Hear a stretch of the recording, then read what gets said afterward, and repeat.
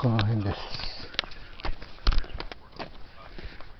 Take you along finally imaging at the very end of these rooms. Each hour typically does take around 3 hours, so it's all staying on incubation time. So ultimately, it is a pretty long protocol. So automation would be an ideal solution for this. However, you can introduce overnight breaks, providing incubating your slides and a blocking buffer overnight and pick up the next day. When optimizing the transition from the chromogenic IgG to DSA, there are a number of important steps in terms of making the transition. One that I thought I highlighted is the left position within the answer. So you can imagine you go through a form of microwaving damage within the sample itself. And it's really important to go through and make sure you have all your antibodies in the right position. So another point is while your flow chromes program without your sample, if you go through all the microwaving steps, your likely could shift some way each time. So on one hand, you might want to distribute your antibodies to sustain later to avoid signal loss. So at the same time, you can ultimately get epitope damage, which can counteract this. So it's important to make sure you test each antibody, each position, to make sure you have it in optimal slot. An example of epitope damage is shown here was from ROS1 staining with 3-cell pelomix, where you expect to see roughly a third of the cells stain positively. And what you get when you put the ROS in the first position, shown right here, we see several cells are staining expected. However, with the ROS1 antibody in the fourth position, now we have one lone cell here which took a while to scan through and find. So in this particular case, knowing exactly where to put the ROS antibody is critical. And at the point, it's not always that you have signal loss. There's some antibodies that are stronger as you go through the microwave ground. So you really need to determine to figure out which antibody works best in which position. So with the imaging platforms and reagents in place, it's now time to start constructing panels. And so I think at this point we're going to take a really quick break for a fast poll question. Just to keep up set up. Perfect, thanks for that, Matt. We do have a couple of concerns about your audio right now. It seems to be drifting in and out, so if you could just make sure that your voice is nice and loud, I'm sure the audience would appreciate that. So the first question we do have for the audience right now is, are you currently performing multiplex IHC? And please select one of the following answers. So the answers we have here are yes, 3 colors plus nuclear cancer stain, yes, 4 to 5 colors plus nuclear cancer stain, yes, more than 5 colors plus nuclear cancer stain, and no, planning to but haven't started, and the last answer would be no. So if the audience would please get their answers in right away, that would be greatly appreciated. I will be closing this poll shortly. And I will be closing the poll right about now and sharing the answers with the audience. So 27% of you voted yes, 3 colors plus nuclear cancer stain, 9% of you voted 4 to 5 colors plus nuclear cancer stain, 1% voted yes, more than 5 colors, and 31% of you, majority of you voted no, planning to but haven't started yet, and 21% of you voted no, not at all. So now I will be hiding this the question and giving control back to Matt here. Matt, you can take it away when you're ready. Okay, thank you. Hopefully this sounds better. Yeah, yes, yes, it sounds a lot better. Thank you. Okay, great. Okay, so in regard to panels, there's of course a number of different areas that would be of interest that you can focus in on. We've been working on developing a large series of panels in areas such as immunotherapy, lung cancer around ROS and PET, obvious candidates in breast cancer like ER, PR, and HER2, looking for her family members, etc. So for today's presentation, I'm actually going to be focusing in on immunotherapy, and there's a lot of interesting areas you can look at around tumor infiltration, checkpoint expression, and cell characterization. Today, I'm going to be focusing in on checkpoint controls. So just really briefly, in way of a quick introduction, the first concept here is focused on powering your immune system to fight cancer. This is, of course, a very hot field. It's really exploding with success of CTLA-4 and recently PD-1 decline.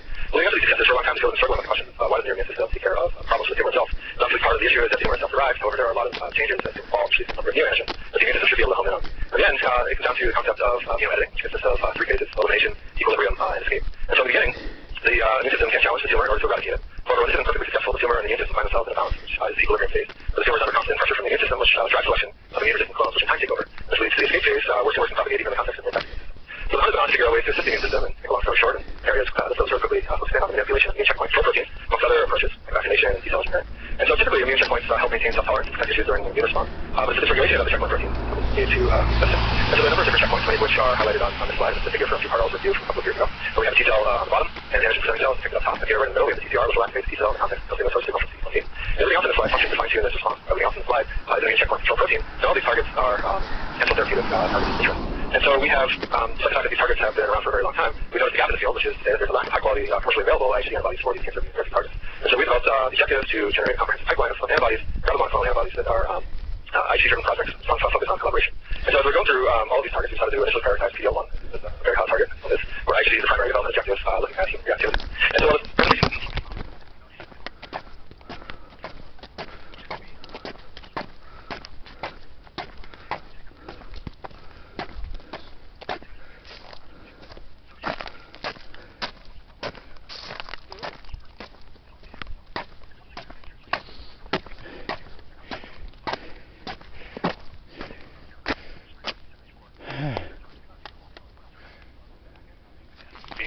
PD-L1 very nicely. It has no interaction with related family members to show that it's specifically binding PD-L1.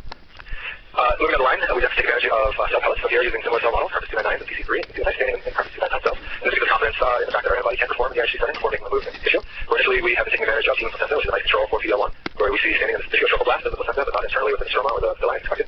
And we also do cancer tissue staining. One example shown here, looking at lung cancer, we see nice strong staining in the center here. So we take advantage again of cell pellets as well as normal and cancer tissue during development work.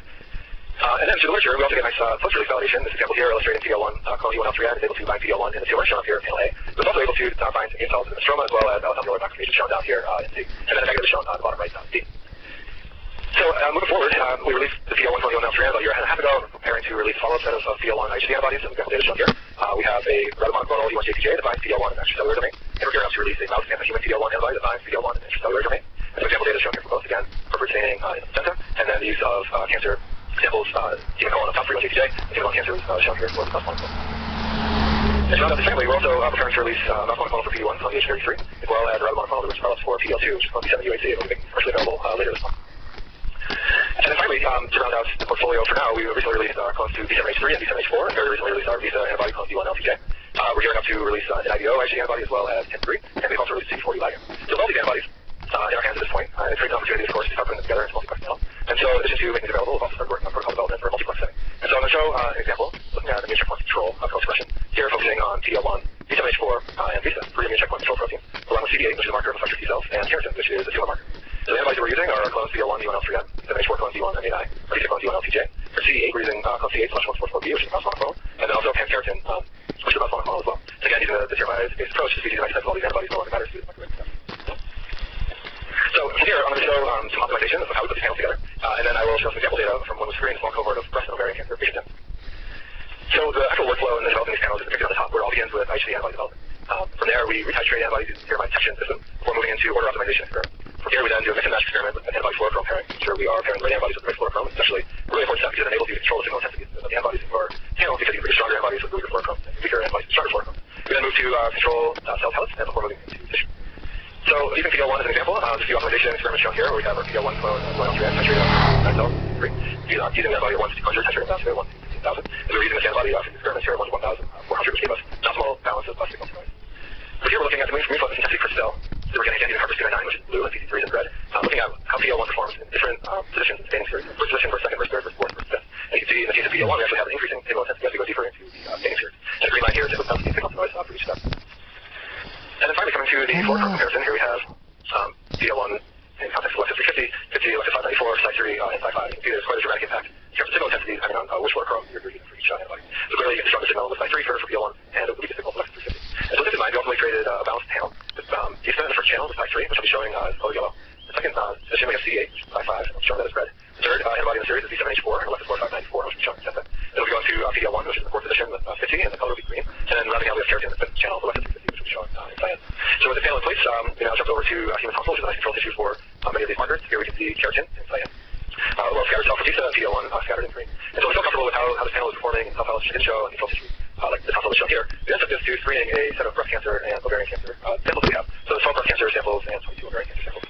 So in the next few slides, I'm just going to show a few example images that we've generated, starting with breast cancer. Here we're looking again at PD-L1 in green. Visa is in sporadic cells, in yellow. B7H4 is in magenta, which you can see is overlapping with cytokeratin, which is shown here in cyan. And then TAPI is the clear staining the reason for the width of all the cells. So here in the first image, we can see an interesting observation where B7H4 is co-expressed with cytokeratin, which is a completely distinct population of cells compared to PD-L1 in green, which is cytokeratin negative cells, and then Visa is in a completely distinct cell population, but some of the cells are PD-L1 positive cells. And note, individual images that come out of the multispectral imaging experiment. So we go through the experiment, we'll point out the series of ratio images, and we're also in pseudocolor, so here we have TAPI, so PD-L1 looks like on its own, B7H4 keratin, Visa, CD8. Hopefully we're stitching these things together to come up with one final multiplex image. Here's another example of breast cancer section. This particular case was negative for PD-L1. So here again, we can see B7H4 co-expressed with cytokeratin, a number of Visa positive cells, but there are no PD-L1 positive cells. Moving over to ovarian cancer, another example was positive for all three immune checkpoint control proteins. PD-L1 being positive in green. We have Visa positive cells overlapping with cytokeratin, and then again a number of B7H4 positive cells overlapping with cytokeratin, and then a number of Visa positive cells. And then finally, this last example of ovarian cancer section again, this particular case is positive for B7H4 and Visa, but negative for PD-L1. And we see a very similar expression pattern between the markers, where again, we're certain B7H4 is co-expressed with cytokeratin positive cells, while Visa is not. So a very brief staining summary is shown here for breast cancer, with each different blood stain and the tissue type, and then each positive Visa, which all of them B7H4 and PD-L1. Similar here for the super summary shown here, where 33% of PD-L1 positive, 58% PD-L1, 58% positive B7H4, and the case of positive blood. Importantly, 75% of the cases have this side of ovarian, 32% of cases of PD-L1 positive, well half were positive, and all the one were positive. And this particular case, 65% expressed at least two immune checkpoint control proteins. So you can imagine it would be important to understand which immune checkpoint control proteins are expressed in these different cases, which can help guide therapy decisions moving forward, as a lot of these immune checkpoint control proteins have co-redundant functions. So in way of a summary of this whole thing, presentation, we have set up a multiplex IgG panel to detect PD-L1, B7H4, and Visa, along with CD8 and cytokeratin. The initial evaluation of breast and ovarian cancer performed for co-expression of these two immune checkpoint control proteins detected in 75% and 65% of cases tested respectively. PD-L1 and Visa expression was observed in independent cell populations, while B7H4 is co-expressed with cytokeratin. And then we're working on follow-up panels, which are in development, and this is coming through our continued work to build our portfolio. Again, PD-L2 and PD-1 and additional PD-L1 antibodies, ideally three of these too. We have a lot of ongoing effort with development of rabbit anti-mouse antibodies, as well as mouse anti-human antibodies to round out our portfolio in that way.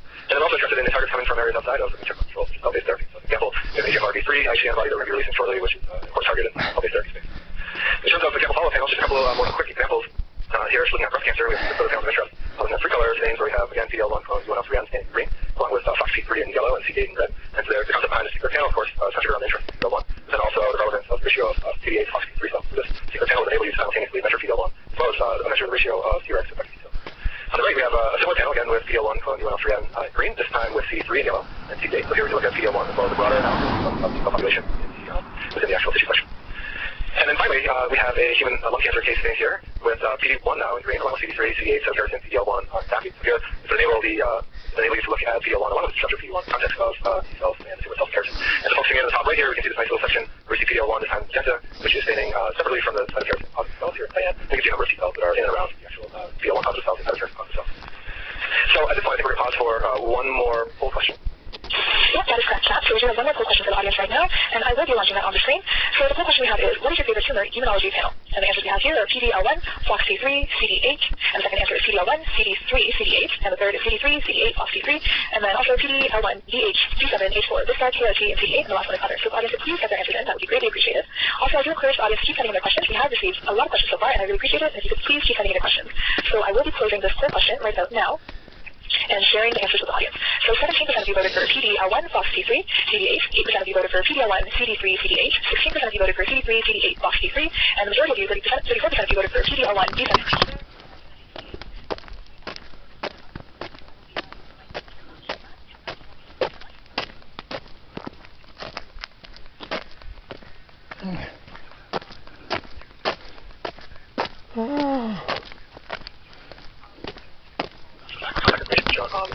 So with that, I will be happy to answer questions. Perfect. So we'll kick off the question and answer portion in just a moment. So I do encourage the audience to keep sending in their questions. So the first question we have here for you, Matt, is what are the new IHC-validated antibodies against PD-1, PD-L2, and others expected to come out? Yeah, so for the new PD-L1 antibodies, PD-L2, PD-1, TIM3, and IDO, we are planning on releasing these antibodies later this month. So by the end of October, we'll have these commercially available for everybody. Perfect. So the next question we have is, how did you solve the dilemma of choosing the right antibody due to non-specific cross-reactivity and passive trapping of antibodies inside the cell? Well, I think that the way to choose the right antibody for this approach is through chromogenic IgG validation. So think about which antibody you want to use for multiplex IgG. Having the best possible IgG validated antibody is the way to go. All the antibodies that were tested, essentially all of them that are IgG validated have translated well to the multiplex IgG set. Perfect. Thank you for that answer. So the next question we have for you is, do we need MWT after stain 4? So you need a microwave treatment after the 4th stain. If you're going to do a 5th stain, then the answer is yes. You do not need to do microwaving after your last stain in the sequence. Once you've done that final antibody application and secondary antibody and reaction, you can then go straight into imaging. But if you're going to do a subsequent antibody application, you do need a microwave to get rid of the antibodies from the previous round. Perfect, thank you. So the next question we have is, with serial staining, each staining step/microwave is only tyramide amplification or both antibody incubation plus tyramide amplification. So let me know if you repeat any of that. I'll try to answer. I think after each step, you have to do a new primary antibody incubation, followed by secondary antibody incubation, followed by your tyramide reaction. That ultimately leads to the deposition of your fluorochromes, and then after you go through your microwave treatment, you would wash away your primary and secondary antibody. And then you need to come back in again, do your primary antibody, secondary antibody, and your tyramide reaction once again. And then repeat from there. So yes, you do need to do all those steps each time you go through staining work. Great, thank you for that. So the next question we have is there a difference in MHIC performance based on type of sample, so paraffin emitted or frozen section? We have done very little work at the time with frozen section and frozen section using multiplex approach with tyramide. So I can't really comment specifically at this point as to whether they work equally in both contexts. I think the key is that you need antibodies that work with frozen sections as your panel development. And then from there, you simply need a disruption step that will enable you to multiplex, wherever that might be for frozen section. For FFPE, the answer treatment step fits in very nicely. In frozen sections where you would have that, you need to think about an alternative way of disrupting your antibody, which might be an acid wash or some other heating step to supplement or replace the microwave step that you use with FFPE. Perfect, thank you for that answer, Matt. So the next question we have is, how would you use multiplex IHC for intracellular antigens? Yeah, so this approach would work perfectly fine for intracellular antigens. So all the images I showed today, we had cytokeratin, which is the cytoplasmic protein. When you do your actual sectioning for IHC, you're exposing, of course, membrane, but it's sliced through, you're exposing cytoplasm as well. So the localization of the actual protein itself should not matter. It's not like you're doing flow, for example, where you need to permeabilize cells to enable staining of cellular protein. In the FFPE space, where you've done sectioning, you have access to all these proteins. And we haven't noticed any issues with the cytoplasmic or nuclear protein not working well with membrane protein. Everything is acceptable and it works fine. Perfect. All right, so we'll move on to the next question here. So the next question is, for PD-L1, which fluorophore did you use in the antibody titration phase? Yeah, so in the antibody titration phase, we focused in on a few antibodies for PD-L1. So that's your question. You just essentially need to make a choice about which fluorochrome you're going to use for a lot of these steps initially. We had at one point used Alexa 48 for some of the titration work, and then we also switched over to 50 for the titration work. Great, thank you for that. So the next question we have is, since different fluorochromes have significant differences in fluorescence intensity, how would you standardize the signal and assign relative staining as positive or negative? Right, so that gets a bit complicated making a call on which signal is positive and negative. I think the first part of the question is, how do you balance out the signals? We typically balance out the signals through some of the experiments that I've shown around setting all the antibodies to fluorochromes. Coming up with a panel that's balanced as possible. It's not always possible to have every signal perfectly balanced, so you want to get as close as possible. is through mean fluorescence. So we're looking at multispectral imaging, where you start to stack the emission spectra. You need to be really careful about balancing signal intensity to avoid washing out signal. Have a very strong channel sitting right next to a very weak channel. That's the purpose of going through and carefully balancing panel itself. Now the question is about how to define cutoffs for making calls around positives and negatives. It's a little bit more complicated. The ideal setting is to have a series of defined positive and negative cell pellets you use as a reference. Essentially establish your cutoffs or define your issues that you know are positive and negatives. Go through and establish your cutoffs for what you're calling positive and negative. But it certainly is one of the bigger challenges in setting up these panels in a robust way. Great, thank you for that. So the next question we have is, how quantitative is this technique, and can it be used to evaluate the level of expression of molecules? Yeah, the technique is not particularly quantitative due to the fact that you're using enzymatic reactions. The detection pretty much wipes out your ability to accurately quantitate signal. However, you can do some relative measurements.